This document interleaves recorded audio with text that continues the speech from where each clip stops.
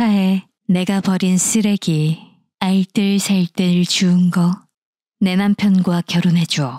주인공 강지원의 친모는 지원이 아주 어렸을 때 바람나서 집을 나갔는데요. 지원은 다행히 자신을 사랑해주는 아버지 덕분에 나름 외롭지 않게 지냈죠. 하지만 빼빼 마른 몸과 내성적인 성격, 엄마 없는 아이라는 꼬리표 때문에 친한 친구라고는 정수민밖에 없었고 고등학교 때 짝사랑도 해봤지만 안 좋게 끝나버린 외로운 학창시절을 보냈어요. 그리고 그녀를 사랑해준 아버지는 대학생 때 세상을 떠납니다. 이후 지원은 식품 대기업 UNK에 입사해 마케팅팀 대리가 되는데요. 대기업에 들어가서도 그녀의 외로운 신세는 여전했고 그나마 자신을 사랑한다고 하는 박민환과 결혼했지만 10년 동안 남편과 시댁에 학대에 가까운 구박을 받으며 노예나 다름없는 삶을 삽니다. 결국 남편의 빚과 불행한 결혼 생활로 인한 스트레스로 지원은 위암 말기 판정을 받는데요. 제일 친한 친구라 여겼던 수민이 남편과 바람 피우는 장면을 발견한 직후에 남편의 손에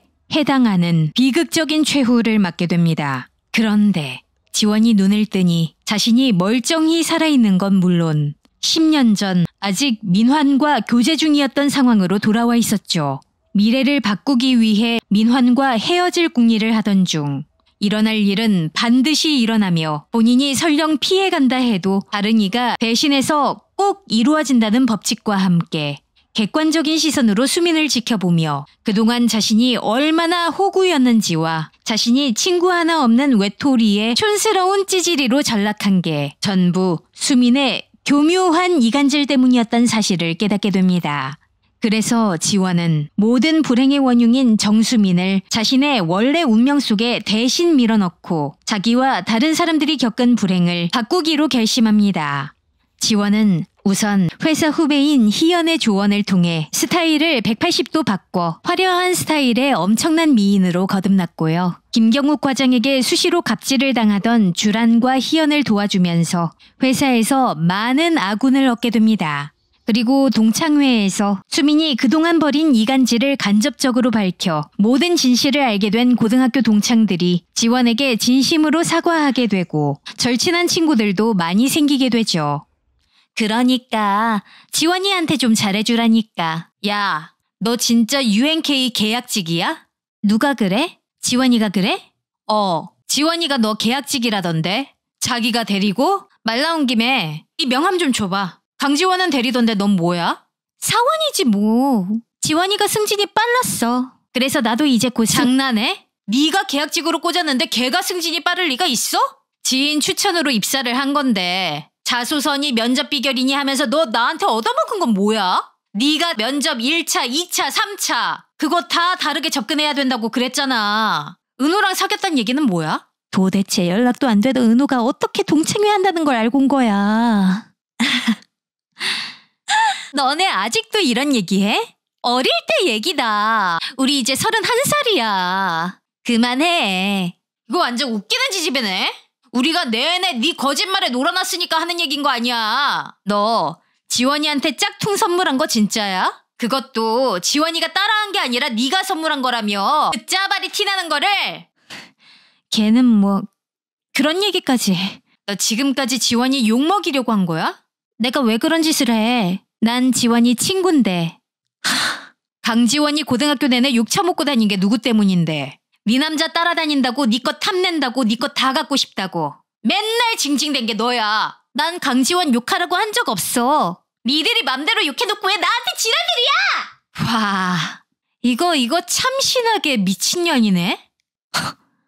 나 화장실 갔다 올게.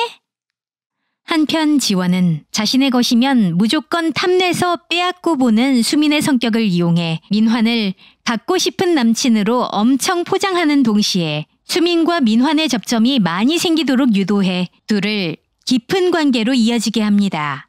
지원과 민환의 상견례 당일, 민환의 엄마 자옥이 약속 시간보다 30분이나 늦게 도착하는데요. 지난 생에서 일을 당해본 지원은 일부러 가장 늦게 등장합니다. 지원은 시댁 기선 제압용 눈밖에 나기 위해 짙은 스모키 화장과 센 언니 스타일의 까마귀 옷을 입고 나타나 민환과 그 부모를 모두 경악하게 합니다. 지원은 생글생글 웃으며 기싸움에 안 밀리면서도 자옥이 원하는 답을 술술 하다가 자기 아버지를 그저 딸둔 죄인 취급하는 자옥의 언행에 제대로 빡이 쳐서 아줌마라고 부르며 파혼 선언을 하고 구질구질하게 자신을 잡는 민환을 업어치기로 땅에 내던져버립니다.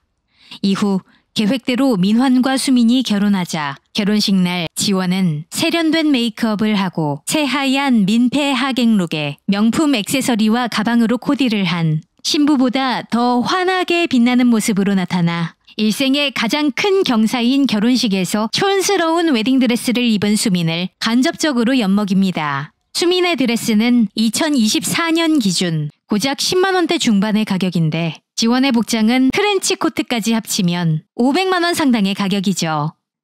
드레스 잘 어울린다. 그렇지? 어머님이 골라주셨어. 어른들 취향이라 살짝 아쉽지만 뭐 어떡해. 딸이라고 생각하고 대해주시는데.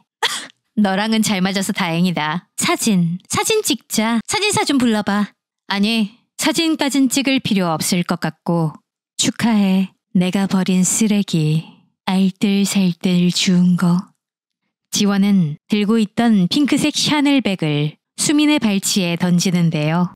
이거 박민환이 사준 거야. 그러니까 필요할 때 쓰든가 팔든가 마음대로 해. 이렇게 민환이 사준 핸드백을 던지며 감가상각으로 엿을 먹이죠. 지원은 회귀하고 한참 후에야 자신의 어머니와 수민의 아버지가 서로 바람 피우다 각자의 가정과 아이를 버리고 서로 눈이 맞아 도망갔다는 것과 수민이 그 일로 인해 진짜 원망해야 할 자기 아버지와 지원의 어머니가 아닌 애꿎은 자신을 탓하고 싫어해왔다는 걸 알게 됩니다. 중학생 때의 수민은 자신한테 친절하고 예쁜 아줌마인 지원의 엄마 배희숙을 좋아했지만 지원을 데려오면 수민까지 같이 키워줄 수 있다고 말한 걸 듣고 지원 때문에 자신이 버림받았다고 생각한 거죠. 남자 주인공 유지혁은 지원과 같은 대학 출신으로 대학 시절 우연히 만난 그녀를 줄곧 짝사랑하고 있었는데요. UNK 마케팅 일부 부장으로 같은 회사에 들어오게 된 지원이 곤란한 상황에 처할 때마다 알게 모르게 도와주면서 자신의 마음을 서툴게나마 드러냈죠. 지혁 또한 지원처럼 회귀했다는 게 밝혀지는데요. 전생에서 지원이 죽자 지원의 장례식에 갔다가 민환과 수민이 공범으로 연행되는 걸 본 후 지원의 과거사를 듣게 되면서 분노하고 후회하지만 딱히 도리가 없어서 그냥 지켜만 보는데요. 지원의 유골이 안치된 뒤 차가 고장나서 택시를 탔는데 그 택시는 지원의 아버지 강현모가 모는 택시였어요. 이후 지혁은 수리한 차를 타고 귀가하기 위해 운전하다가 길고양이가 튀어나온 걸 피하면서 회피한 차선에서 오고 있는 덤프트럭을 피하다가 가드레일을 들이받고 차가 뒤집혀 사망하는 순간 10년 전으로 회귀했죠. 이때 강현모가 개입한 걸 암시하듯 지혁의 쇄골 아래에 지원이 갖고 있던 부적 지폐에 그려져 있던 파란 하트가 문신처럼 나타납니다. 미래에 발표된 방탄소년단의 노래 다이너마이트와 봄날을 통해 서로 회귀한 사실을 알고 나서 지원과 지혁은 더욱 깊은 관계가 되어 둘이서 함께 의논하고 힘을 합치죠. 지혁의 전 약혼녀인 오유라는 민환과 수민의 결혼식에 다녀오는 지혁 지원 커플 앞의 모습을 드러내는데요. 지원을 지혁에게서 떼어놓으려고 민환을 꼬드깁니다. 유라는 민환에게 지원을 해달라고 의뢰하죠. 사실 수민은 중고로 2줄 임신 테스트기와 초음파 사진을 급구해 속여 민환 집안의 며느리로 들어간 건데요. 신혼여행 중 민환이 전세 신혼집을 팔았다는 걸 알게 됩니다. 후 민환의 본가에서 시집살이를 시작하는데 자옥이 가사노동 책임을 전가하자 안 지고 대꾸하고 민환에게 유산했다고 거짓말합니다. 이후 온갖 집안일들을 떠맡아 하다가 오유라가 우편으로 보낸 뒷조사 사진들을 보고 유지혁 부장이 사실 재벌 3세이고 지원이 그를 만나 자기보다 한참 더 행복하게 살고 있다는 걸 알게 됩니다. 이후 수민 역시 유라의 해 계획에 매수되고요. 지혁은 스스로 부상을 입어가며 지원을 지켜냅니다. 이후 어느 날 밤 수민은 지원한테 노량진 근린공원에 불려 나오는데요.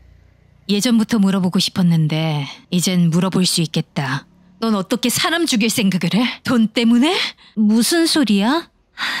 어디서 그런 무서운 소리를 듣고 와서 그런 소리를 해? 너야말로 나한테 어떤 짓을 했는지 모르는 거야? 나 너 때문에 유산했어. 너 헛소리 하지 마. 임신?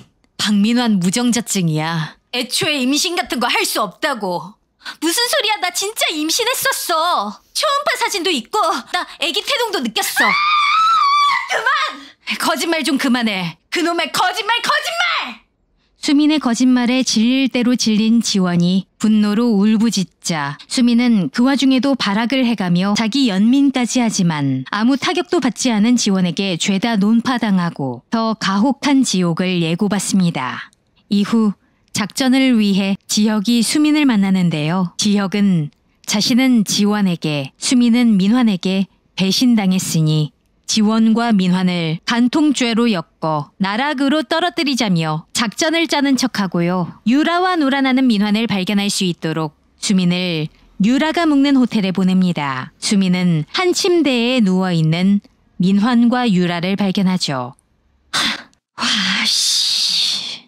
민환은 14화 막바지에서 지원을 죽이려다가 15화에서 지혁에게 제압되어 같이 유치장에 갇히고 다음날 회사에서 해고당합니다. 유라와 불륜을 저지른 민환은 수민의 보험금을 노려 납치해하려고 합니다. 펜션의 납치에 포박한 뒤 일산화탄소 중독으로 해하려고 하지만 수민이 자력으로 포박을 풀고 두 사람은 몸싸움을 하는데요. 수민으로부터 고자 놀림과 함께 임신과 유산 둘 다 한 적 없다는 조롱을 듣고 수민이 흉기를 집어들려 하자 수민을 공격하지만 수민이 물컵을 그의 관자놀이에 깨서 벗어난 후 잠시 기절한 그를 테이블에 밀쳐버리며 회귀 전 본인이 지원을 해했던 방식을 그대로 돌려받고 배우자에게 해당하는 지원의 운명을 가져가는 최후를 맞이합니다.